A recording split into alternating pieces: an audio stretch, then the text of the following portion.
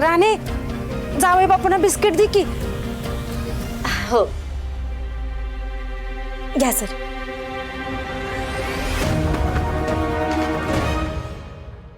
सुरके अगं तू बी का बस बस ह्याच्या बस बस इथं बस बस.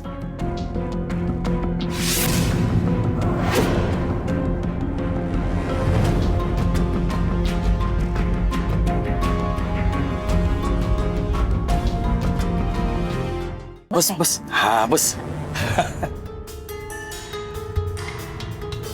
बरं आई तुमची तब्येत बरी आहे ना आता? ते मध्ये राणी सांगत होती काही त्रास वगैरे होत होता तुम्हाला? भाई मध्ये जरा त्रास होत होता पण आता काय त्रास नाही. आता एकदम ठणठणीत आहे मी. हे काय माझे मी बसतीया माझे मी उठतीया हा सगळं काम बी करते. हा अजून काय पाहिजे नाही का? अगदीच काही वाटलं तर मला किंवा राणीला सांगा. आमच्यापासून काही लपवू नका. सर हे दोघं जण ना एकदम डांबरट आहेत. त्यांना कितीही त्रास झाला ना तरी अजिबात आपल्याला सांगणार नाहीत. अगं राणे तसं काय नाही ग खरंच आम्ही बरं आहे. ते आमचं जाऊ द्या. मालतीबाई साहेब कशा आहेत अजून लय चिडलेल्याच आहेत का व त्या? माफ करा इंद्रसाहेब आम्ही त्यांच्याबद्दल असं बोललो पण आमच्या राणीला त्रास होऊ नये असं वाटतं आम्हाला. मी असताना काय त्रास होईल राणीला? आणि हे बघा राणी सोबत कधीही कोणी काही चुकीचं वागत असेल ना मी नेहमी तिच्यासोबत उभा असतो. आताच बघा ना आईचं म्हणणं होतं की राणीने तिच्या समोर यायचं नाही म्हणून मग आम्ही ठरवलं राणी माझ्यासोबत फॅक्टरीत कामाला येणार. आणि तुम्हाला सांगतो तुमची राणी इतकी हुशार आहे ना तिने भाग पाडलं मला की तिला मी फॅक्टरीत एखादी पोस्ट द्यावी.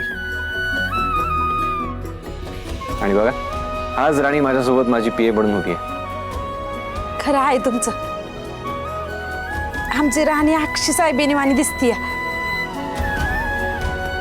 राणे ह्या कपड्यात खरंच लय वाढ दिसतेस ग.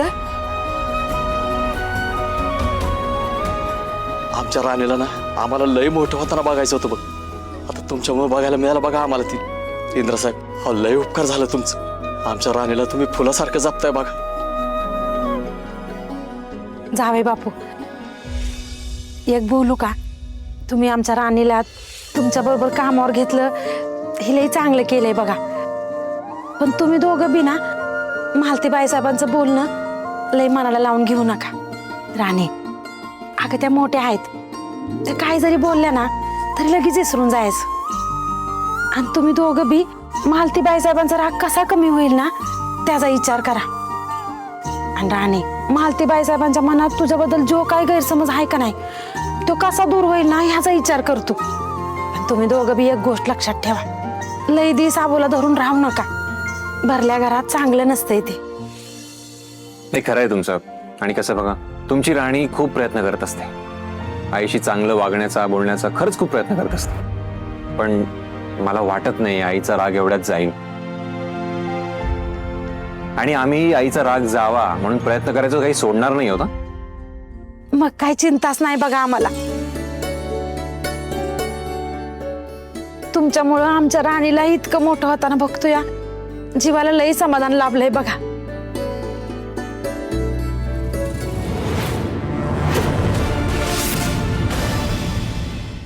हा तुम्हा दोघाला कामाला जायचं असेल ना? हो आम्ही फॅक्टरीतच जायला निघालो होतो. जाताना म्हटलं रतनच्या घरी व्हिजिट करून जाऊ त्याच्या फॅमिलीला भेटून जाऊ म्हणून इकडे आलो होतो. त्याच्यावर लय वांगा झाले पण आता नशिबात जे लिहिलंय ती होतेच की. पण बुवा इंद्रजित सरांनी त्यांना शब्द दिलाय की त्यांच्या कुटुंबाची सगळी जबाबदारी आता कंपनीच घेणार आहे म्हणून जरा जीवात जीव आल्यासारखं झालं त्यांचं. ती एक बरं झालं. हा फॅक्टरीमध्ये लय काम असतील ना तुम्हाला? हो चला सर आपण निघायला पाहिजे बरं का उशीर होता आता. बघितलं जेव्हापासून तुमची मुलगी पीए झाली आहे ना कामावर जायला खूप एक्साइटेड असते. माझी पोर घरातनं लवकर निघून जावे असं कधी वाटलं नाही आजपर्यंत. पण आता ही दोघं नाही गेलं तर माझं दुखणं त्यांच्या नजरेत येईल आणि तसं व्हायला नको. बरं राणे असं बोलत बसू नका परत पुढे तुमच्या कामाला उशीर व्हायचा.